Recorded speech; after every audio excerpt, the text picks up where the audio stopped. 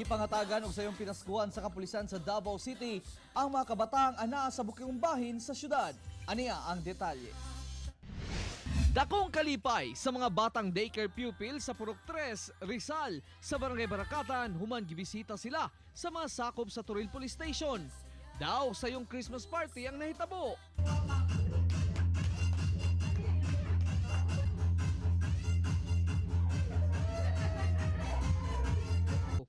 Gawas ni ana, nakadawat usab sila og mapahalipay, sama sa dulaan og kay party man, lami ang snacks ang gidalit nila Santa Cup. Good thing po pod para sa amo isip mga kapulisan sa Turil nga maabot ta sa atong mga lugar gud makahataw og ingani ginagmay ka pahalipay.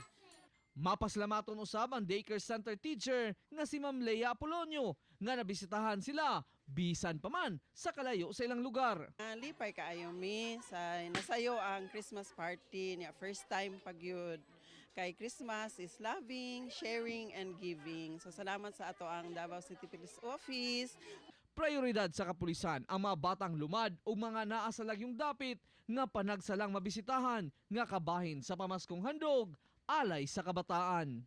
Kauban si Melchor Awing sa kamera, ako si Real Soroche para sa One Mindanao.